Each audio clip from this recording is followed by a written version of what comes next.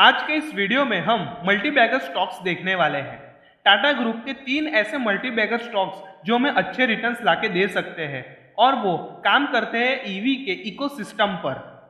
पूरे इकोसिस्टम पर काम करना यानी कि जब कोई कार मैन्युफैक्चर होती है तो उसकी मैन्युफैक्चरिंग कंपनी कोई और होती है, बैटरी को जो मैन्युफैक्चर करती है वो कंपनी और होती है और जो चार्जिंग स्टेशंस बनाती है वो कंपनी और होती है।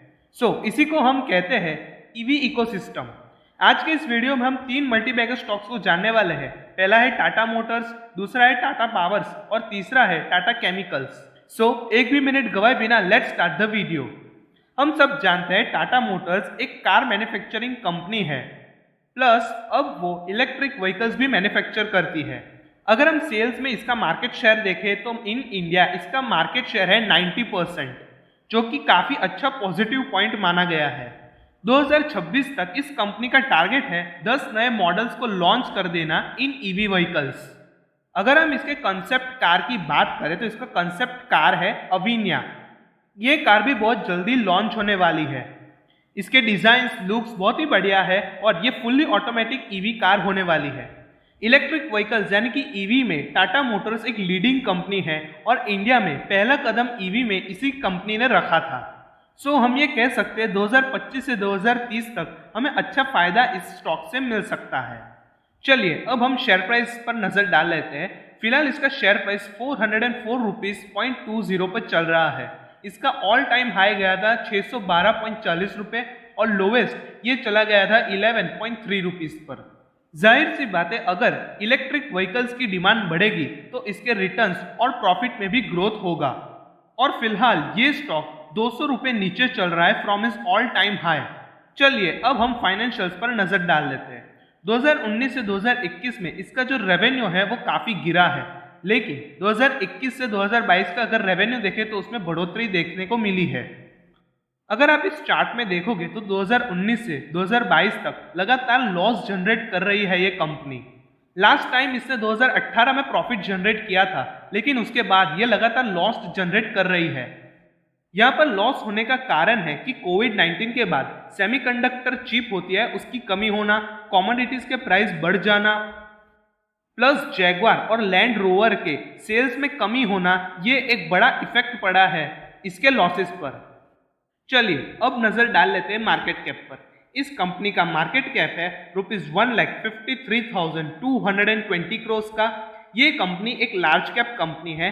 अगर इसका ROCE देखे तो इसका ROCE है 1.51%, इसका ROE है 22.2%। इस कंपनी पर डेप्थ ₹1,46,449 करोड़ का है। अगर हम मार्केट कैप और डेप्थ को कंपेयर करें तो मार्केट कैप के बराबर ही इसका डेप्थ आता है, लेकिन इसके प्रमोटर्स टाटा ग्रुप है, यानी कि कोई चिंता की बात नहीं है। अगर हम यहाँ पे प्रमोटर होल्डिंग्स देखें तो प्रमोटर होल्डिंग्स है 46.4% और अगर हम इंडस्ट्री पी देखें तो वो है 126। माना कि इस कंपनी के जो फाइनेंशियल्स है वो नेगेटिव है, लेकिन अगर इन फ्यूचर इलेक्ट्रिक व्हीकल्स की डिमांड बढ़ती है तो इस कंपनी का फ्यूचर बहुत ही ब्राइट नजर आता है। फिलहाल ये जो शेयर है वो काफी सस्ता भी है। जब इलेक्ट्रिक व्हीकल्स की डिमांड बढ़ेगी तो ये शेयर का प्राइस आसमान छुएगा। ये बेस्ट टाइम है to invest in this stock. लेकिन मैं आपको एक डिस्क्लेमर बता दूं कि हमारी तरफ से कोई भी रिकमेंडेशन आपको नहीं दी जा रही है। अगर आप इस स्टॉक में इन्वेस्ट करते हो तो 100% आप अपने रिस्क पर इन्वेस्ट करते हो। चलिए अब हम दूसरे मल्टीबैगर स्टॉक पे आते हैं, यानी कि टाटा पावर पर। अगर हम इस कंपनी के ग्रोथ चांसेस की बात करें तो वो बहुत ही हाई बताते हैं। 2025 से 2030 तक ये कंपनी काफी ग्रो कर सकती है।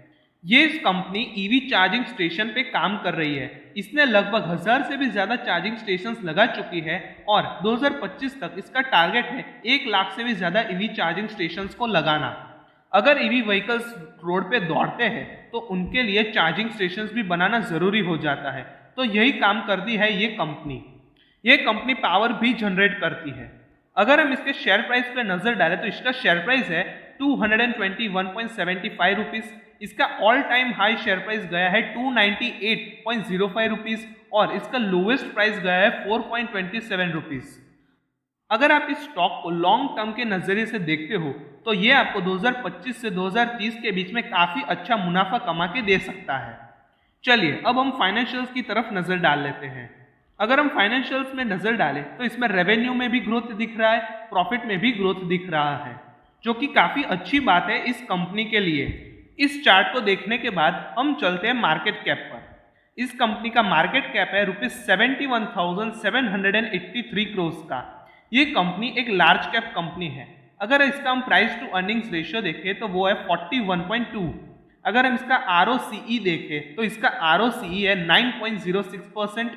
अगर हम इसका ROE देखें तो इसका ROE है 8.05%। अगर हम डेप्थ की बात करें तो इस पे डेप्थ है ₹51,195 करोड़ का। प्रमोटर होल्डिंग्स देखें तो इसके पास प्रमोटर होल्डिंग है 46.9%। इंडस्ट्री पीई देखें तो 36.7 का है। अगर हम बात करें इस कंपनी पर डेप्थ की तो पहले इससे भी ज्यादा डेप्थ था, लेकिन अब कम हो चुका है। तो आप कह सकते हो कि ये कंपनी अच्छी है और ये बेस्ट टाइम टू है to invest in this stock.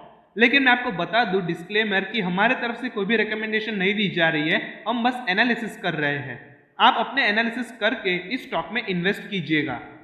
चलिए अब हम तीसरे और आखिरी मल्टीबैगर स्टॉक पे आते हैं और वो है टाटा केमिकल्स। इलेक्ट्रिक व्हीकल्स में सबसे ज्यादा जरूरी हो जाती है बैटरी, और बैटरी को रिसाइकल भी करना पड़ता है, तो वही काम करती है ये कंपनी टाटा केमिकल्स। मैं आपको बता दूं कि सोडा ऐश की ये सबसे बड़ी मैन्युफैक्चरर है इन द होल वर्ल्ड। इस कंपनी का मेन काम है केमिकल्स को मैन्युफैक्चर करना और बैटरीज को रिसाइकल करना। ये एक अच्छा और बड़ा पॉजिटिव पॉइंट है इस कंपनी के लिए।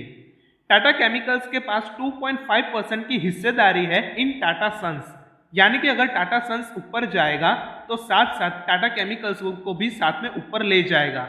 अगर हम इसके शेयर प्राइस पे नजर डालें तो इसका करंट शेयर प्राइस है ₹917। इसका ऑल टाइम हाई गया था ₹1158 और लो तक चला गया था ₹55.87 तक। अगर हम फाइनेंशियल्स पे नजर डालें तो रेवेन्यू और प्रॉफिट में अप्स एंड डाउन्स काफी हमें देखने को मिले हैं। 2020 में काफी अच्छा प्रॉफिट जनरेट करके दिया था इस कंपनी ने। कोविड-19 के होने के बावजूद भी इसने काफी अच्छा प्रॉफिट जनरेट किया था। ये एक बड़ा सा प्लस पॉइंट है। चलिए अब हम नजर डाल लेते हैं मार्केट कैप पर। अगर हम इसका मार्केट कैप देखें तो वो है ₹23,801 करोड़ का, जो कि एक मिड कैप कंपनी है। अगर हम पी यानी कि प्राइस टू अर्निंग्स देखें तो वो है 18.8, इंडस्ट्री पी देखें तो वो है 24.0, और अगर हम ROCE की बात करें तो वो है 8.54%।